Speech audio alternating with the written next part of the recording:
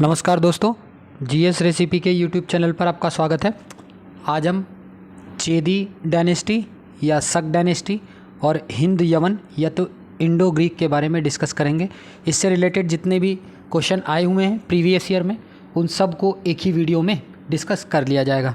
चलिए स्टार्ट करते हैं। पहला क्वेश्चन बोल रहा है, राजा खारवेल का नाम जुड़ा है। राजा खारवेल का नाम किस चीज़ से जुड़ा है, किस स्तंभ लेख से जुड़ा हुआ है? तो इस प्रश्न का सही जवाब है वह है option number C is the right answer. Hathigumpha लेख के साथ राजा खारवेल का नाम जुड़ा हुआ है। इसके बारे में कुछ महत्वपूर्ण तथ्य जान लीजिए। महत्वपूर्ण तथ्य यह है कि जो मौर्योत्तर काल में कलिंग के उदयगिरी के हाथीकुंभा से खारवेल का एक लंबा शिलालेख प्राप्त हुआ है, जो कि बहुत ख़राब स्थिति में है। उस अभिलेख में हमें खारवेल के, ये जो खारवेल दे रखा है ना, इनके जीवन परिचय के बारे में हमें पता चलता है। और यह भी पता चलता है कि यह एक जैन धर्म को फॉलो करने वाला व्यक्ति था। हालांकि सैन्य अभियानों में यह हमेशा संलग्न रहता था, लड़ाई झगड़ा हमेशा करता रहता था। कहते हैं कि उसने पश्चिमी दक्कन के राजा को परास्त किया था और उत्तर में राजगृह को, नोट कर लीजिएगा, उत्तर दिशा में जाएंगे अगर तो उत्तर में राजगृह को अपने कब्जे में भी कर लिया था और मगध को भी इसने पराजित किया था। और क्या महत्वपूर्ण तथ्य है? महत्वपूर्ण तथ्य यह है कि हाथीकुंभा अभिलेख जो है वह नंदों का उल्लेख करने वाला सबसे प्राचीनतम जो है वह अभिलेखीय प्रमाण माना जाता है और नहर निर्माण करने का यह प्राचीनतम अभिलेख है। तो ये भी नोट कर लीजिएगा, ये जो हाथीकुंभा अभिलेख है ना, यह नहर निर्माण के बारे में बताने में यह सबसे प्राचीनतम जो अभिलेख अभी तक का मिला है वह पता चलता है। तो इस प्रश्न का जो सही जवाब है वह है option number C is the right answer. अगले प्रश्न की ओर बढ़ते हैं। अगला प्रश्न बोल रहा है कि हाथीगुम्फा का अभिलेख किस शासक के विषय में जानकारी का स्रोत है? तो मैंने बताया था कौन से राजा खारवेल के बारे में यह जानकारी देता है। Option number A is the right answer. अगले प्रश्न की ओर बढ़ते हैं। अगला प्रश्न बोल रहा है कि नंदों का उल्लेख करने वाला प्राचीनतम अभिलेख प्रमाण कौन सा है? तो मैंने बताया था नंदों का उल्लेख करने वाला सबसे प्राचीनतम जो अभिलेख है वह है खारवेल का हाथीगुम्फा अभिलेख। Option number B is the right answer. अगले प्रश्न की ओर बढ़ते हैं। अगला प्रश्न बोल रहा है कि कलिंग नरेश खारवेल का संबंध था। कलिंग नरेश खारवेल का संबंध किससे था? तो इस प्रश्न में जितने भी ऑप्शन दिए गए हैं किसी से भी नहीं था। Option number E is the right answer. इसके बारे में कुछ महत्वपूर्ण तथ्य जान लीजिए। महत्वपूर्ण तथ्य यह है कि कलिंग के जो चेदी वंश था, चेदी वंश के जो संस्थापक थे उनका नाम क्या था? उनका नाम था महामेघवाहन नामक व्यक्ति ने चेदी वंश की स्थापना करी थी। इस वंश का नाम जो है वो महामेघवाहन वंश के नाम पे भी पड़ गया था। इस वंश का नाम महामेघवाहन वंश भी है। इस वंश के सर्वाधिक शक्तिशाली जो राजा हुए, उन राजा का नाम क्या था? उन राजा का नाम खारवेल था, जो इसमें पूछा गया है। ठीक है। और खारवेल से संबंधित उदयगिरी पहाड़ी की हाथी गुफा से एक बिना तिथि का अभिलेख हमें प्राप्त हुआ है। इस अभिलेख में खारवेल के बचपन के बारे में, उसकी शिक्षा के बारे में, उसके राज्याभिषेक के बारे में, उसके शासनकाल के बारे में हमें क्रमबद्ध विवरण हमें वहाँ से प्राप्त होता है। और खारवेल को कलिंगाधिपति भी कहा जाता है। आप नाम नोट कर सकते हैं। खारवेल को कलिंगाधिपति भी कहा जाता है। तो इसको आप नोट कर लीजिएगा। इस प्रश्न का जो सही जवाब है वह है option number E is the right answer. अगले प्रश्न की ओर बढ़ते हैं। अगला प्रश्न बोल रहा है कि कलिंग नरेश खारवेल किस वंश से संबंधित था? जो कलिंग नरेश खारवेल था वो मैंने बताया था वह कौन से वंश से रिलेटेड था? वह चेदी वंश से रिलेटेड था। Option number A is the right answer. अगले प्रश्न की ओर बढ़ते हैं। अगला प्रश्न क्या है? अगला प्रश्न थोड़ा सा बड़ा है, ध्यान से पढ़िएगा। उदयगिरी और खंडगिरी गुफाओं के संदर्भ में कौन सा कथन जो है वह सही है? पहला कथन बोल रहा है कि इसमें प्राकृतिक और कृत्रिम दोनों तरह की गुफाएं हैं, तो कथन बिल्कुल सही है।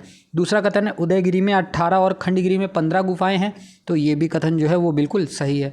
तीसरा कथन बोल रहा है खंडगिरी गुफाएं हाथी गुफा अभिलेख शिलालेख के लिए प्रसिद्ध हैं, तो यह कथन जो है यह गलत है। तो इस प्रश्न का सही जवाब क्या हो जाएगा? इस प्रश्न का सही जवाब हो जाएगा option number C is the right answer.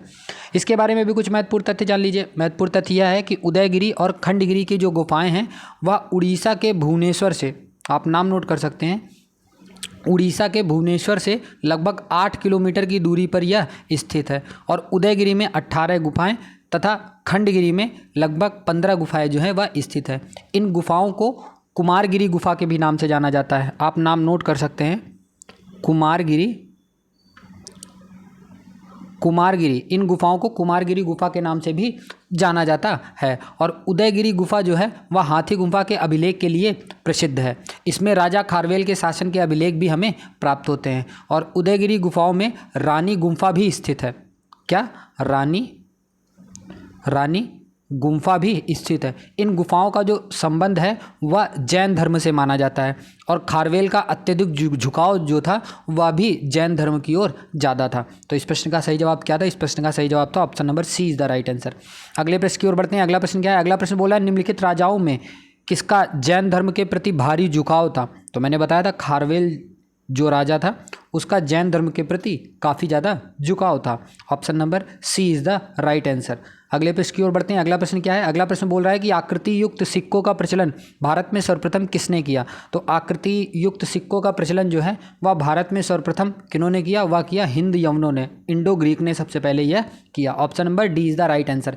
इसके बारे में कुछ महत्वपूर्ण तथ्य जान लीजिए। महत्वपूर्ण तथ्य यह है कि भारत में सर्वप्रथम आकृति युक्त सिक्कों का जो प्रचलन है वह हिंद यवन या इनको इंडो ग्रीक भी कहते हैं शासकों के सिक्कों पर हमेशा मिलता है। हिंद यवन शासकों के बहुसंख्यक सिक्के जो हैं वह पश्चिमी तथा उत्तर पश्चिमी तथा मध्य भारत के विभिन्न स्थानों से भी हमें प्राप्त हुए हैं। और अगर बात की जाए तो पश्चिमी पंजाब तथा सिंधु की निचली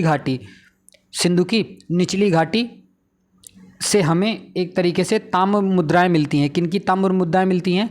डेमेट्रियस, नाम आप नोट कर सकते हो। डेमेट्रियस की ताम्र मुद्राएं जो है हमें यहाँ से मिलती हैं। इन पर यूनानी तथा खरोष्टी लिपियों में लेख जो है वह उत्कीर्ण किया गया है। और एक बौद्ध ग्रंथ है, मैंने वैसे पहले बता चुका हूँ मैं, लेकिन आप फिर भी नोट कर सकते हैं। एक बौद्ध ग्रंथ है जिसका नाम है मिलिंद पन्हो जो है एक बौद्ध ग्रंथ है जो कि पाली भाषा में लिखा गया है। कौन सी भाषा में? पाली भाषा में लिखित एक बौद्ध ग्रंथ है जिसमें किसका उल्लेख किया गया है? जिसमें ग्रीक के एक राजा हैं जिनका नाम है मिनांडर तथा एक बौद्ध आचार्य थे जिनका नाम था नागसेन। जिनका नाम क्या था? जिनका नाम था नागसेन। इनके मध्य वार्तालाप का भी संग्रह इसमें किया गया है। और क्या महत्वपूर्ण तथ्य है? महत्वपूर्ण तथ्य यह है कि गौतम बुद्ध हुए, बिंबिसार हुए और प्रसेनजीत हुए, ये तीनों एक तरीके से समकालीन हैं, एक ही टाइम पीरियड के हैं। उनमें से एक और जो है जिनका नाम मिलिंद, बहुत फेमस नाम है, आप सुनते होंगे पढ़ते हुए। तो मिलिंद जो है इनका जो संबंध है ना, या गौतम बुद्ध, बिंबिसार और प्रसेनजीत के समकालीन नहीं है, आप इनको याद रखिएगा। तो इस प्रश्न का जो सही जवाब था वह क्या था? वह था option number D is the right answer. अगले प्रश्न की ओर बढ़ते हैं। अगला प्रश्न क्या है? अगला प्रश्न बोल रहा है कि भारत में उत्कीर्णित सिक्कों का सबसे पहले चलन आरंभ करने वाले कौन थे? तो सबसे पहले चलन आरंभ करने वाले लोग थे हिंद यूनानी, इंडो ग्रीक थे। Option number B is the right answer. इसके बारे में कुछ महत्वपूर्ण तथ्य जान सकते हैं। महत्वपूर्ण तथ्य यह है कि पश्चिमी पंजाब तथा सिंधु की निचली घाटी पर मैंने बताया था डेमेट्रियस, नाम नोट कर सकते हैं आप, डेमेट्रियस ने अपना राज्य जो है वह कायम किया था। इन प्रदेशों से उसकी ताम्र मुद्राएं जो हमें मिलती हैं, हमें प्राप्त होती हैं। इन पर यूनानी तथा खरोष्ठी लिपियों में लेख जो है वह उत्कीर्ण किए गए हैं। और क्या महत्वपूर्ण तथ्य है? महत्वपूर्ण तथ्य यह है कि राजस्थान के बैराट जगह से, याद रखिएगा, राजस्थान के बैराट से मिनांडर के 16 सिक्के प्राप्त हुए हैं। कितने सिक्के? 16 सिक्के प्राप्त हुए हैं। भारत में सोने के सिक्कों का जो प्रचलन का जो श्रेय दिया जाता है वो मिनांडर को ही दिया जाता है। आप नाम नोट कर सकते हैं, किसको दिया जाता है? मिनांडर को ही दिया जाता है। और हिंद यवन शासक एक थे जिनका नाम था स्ट्रैटो सेकंड। जिनका नाम क्या था? जिनका नाम था स्ट्रैटो सेकंड। इन्होंने शीशे के सिक्के जो है वह जारी किए थे। और एक बौद्ध ग्रंथ मैंने बताया था जिसका क्या नाम था? जिसका नाम था मिलिंद पन्हो, जो कि पाली भाषा में लिखे गए थे। मिलिंद पन्हो में राजा मिलिंद और नागसेन के मध्य संवाद का भी वर्णन के बारे में बताया गया है। इस प्रश्न का जो सही जवाब था वह क्या था? वह था option number B is the right answer. अगले प्रश्न की ओर बढ़ते हैं। अगला प्रश्न क्या है? अगला प्रश्न बोल रहा है कि मिलिंद पन्हो राजा मिलिंद और किस बौद्ध भिक्षु के मध्य संवाद के रूप में हमें पता चलता है? तो मैंने बताया था कौन से, किनके बीच? नागसेन और राजा मिलिंद के बीच में संवाद का वर्णन किया गया है। Option number A is the right answer. अगले प्रश्न की ओर बढ़ते हैं। अगला प्रश्न क्या है? अगला प्रश्न बोल रहा है कि निम्नलिखित में से कौन सा एक अन्य तीनों के समसामयिक नहीं था? तो मैंने बताया था बिंबिसार समकालीन थे, गौतम बुद्ध जी भी समकालीन थे और प्रसेनजीत भी समकालीन थे। कौन समकालीन नहीं थे?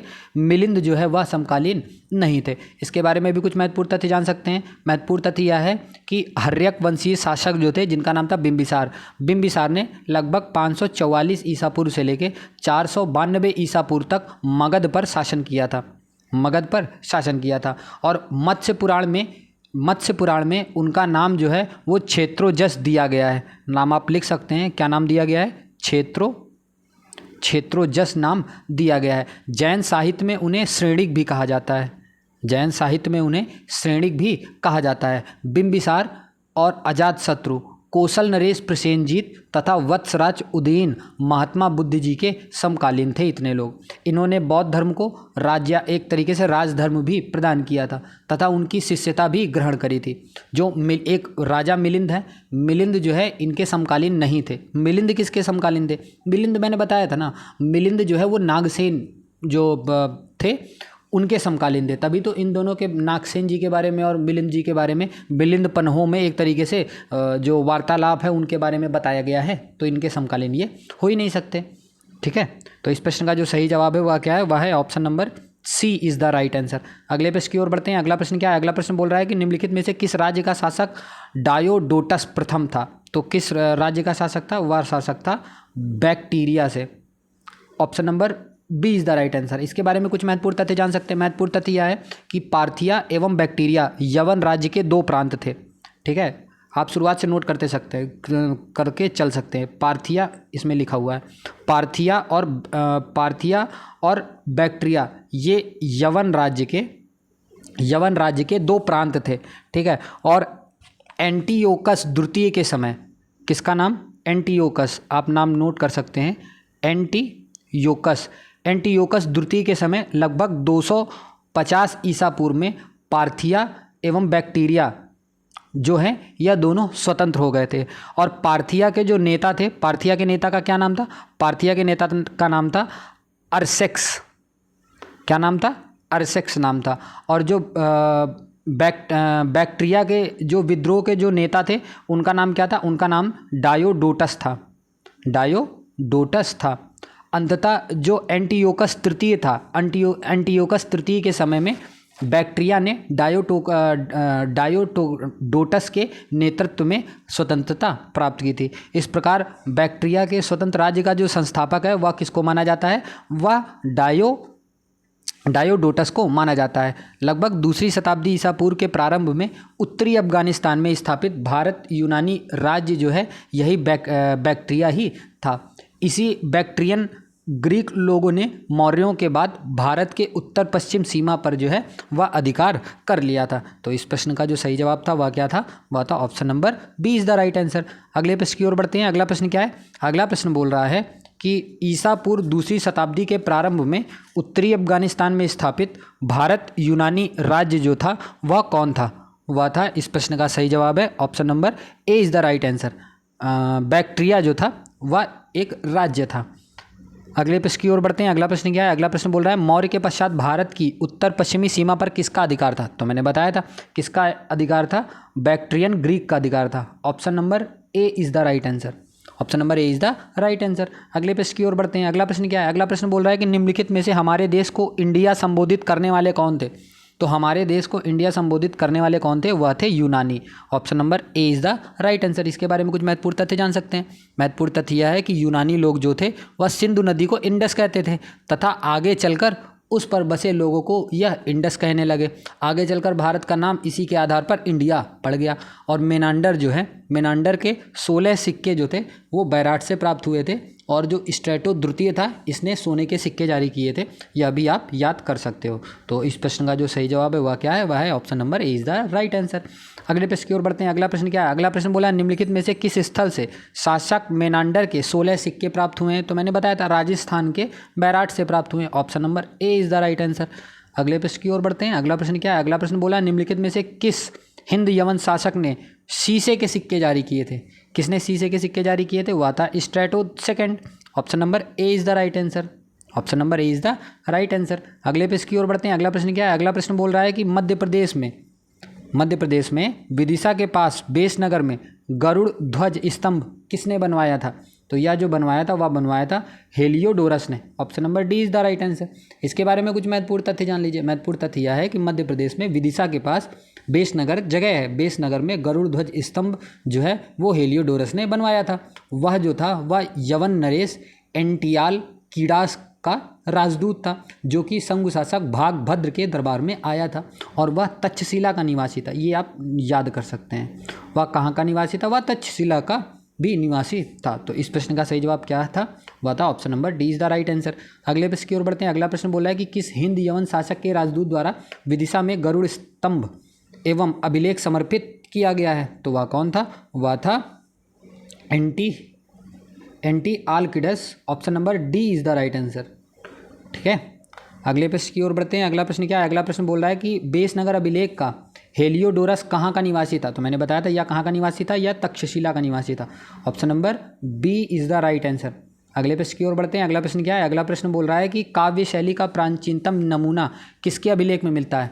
तो काव्य शैली का प्राचीनतम नमूना जो है वो काठियावाड़ के रुद्रदामन से हमें मिलता है। Option number A is the right answer. इसके बारे में कुछ महत्वपूर्ण तथ्य जान लीजिए।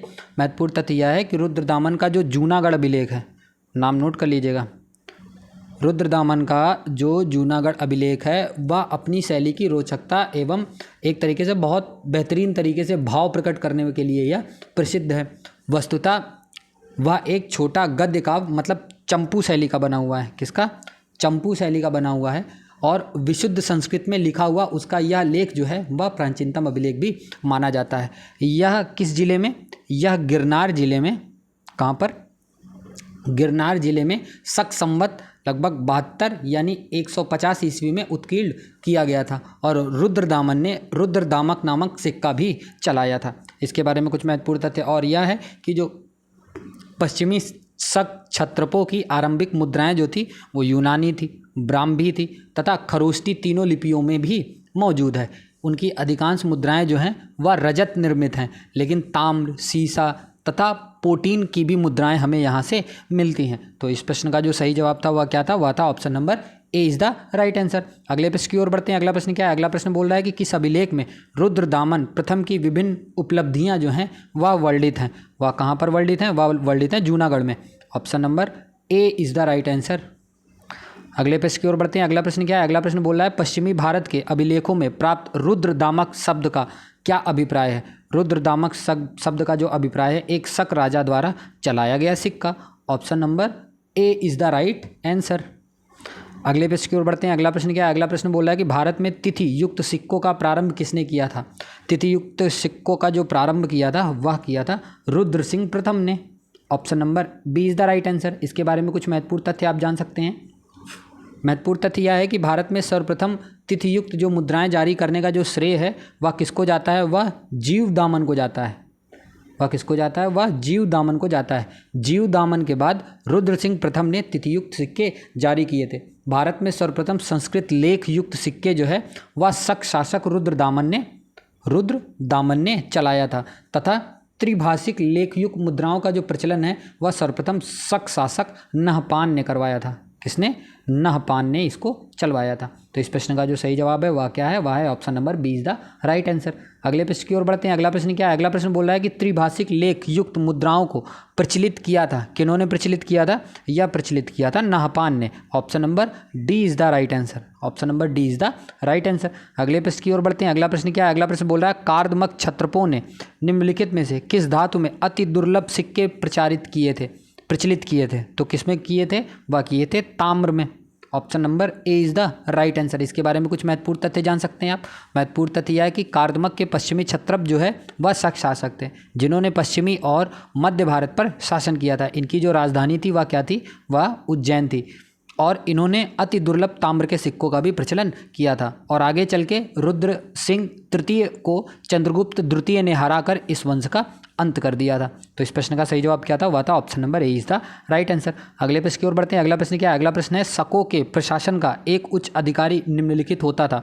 एक उच्च अधिकारी कौन होता था? वह होता था क्षत्रप। Option number A is the right answer. इसके बारे में कुछ महत्वपूर्ण तथ्य जान लीजिए। महत्वपूर्ण तथ्य यह है कि भारत में क्षत्रप प्रणाली जो है वह किसकी देन है? वह शकों की देन है और शकों के प्रशासन में क्षत्रप जो होता था एक बहुत ऊंचे दर्जे का अधिकारी होता था और शकों ने ही भारत में प्रथम बार सैन्य शासन जो है वो व्यवहार में लाए थे।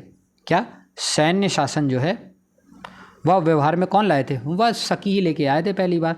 तो इस प्रश्न का सही जवाब क्या है? वह है option number A is the right answer. अगले प्रश्न की ओर बढ़ते हैं। अगला प्रश्न क्या है? अगला प्रश्न बोला भारत में प्रथम बार सैनिक शासन व्यवहार में लाया गया था। किसके द्वारा लाया गया था? वह लाया गया था शकों के द्वारा। Option number B is the right answer. और आज के अंतिम प्रश्न की ओर बढ़ते हैं। अंतिम प्रश्न नहीं है, अभी थोड़ा सा प्रश्न बचा हुआ है। बिना बेगार के कितने सुदर्शन झील का जीर्णोद्धार जो है वह कराया गया है? कि किन्होंने करवाया है? यह करवाया है रुद्रदामन प्रथम ने। किन्होंने करवाया है? रुद्रदामन प्रथम ने। इनके बारे में महत्वपूर्ण तथ्य क्या है? महत्वपूर्ण तथ्य यह है कि रुद्रदामन प्रथम ने बिना कर लगाए सुदर्शन झील का जो है वह जीर्णोद्धार करवाया था। उसने इस उद्देश्य की जो पूर्ति हेतु निजी धन देकर एक उत्कृष्ट जो है शासक के कर्तव्यों का निर्वाह भी किया था। और सुदर्शन झील का जो निर्माण है वह चंद्रगुप्त मौर्य के मंत्री पुष्यगुप्त ने किया था, तथा इसका जीर्णोद्धार है ना वो अशोक ने भी थोड़ा बहुत किया था। ऐसा नहीं था अशोक ने नहीं किया था, अशोक ने भी किया था।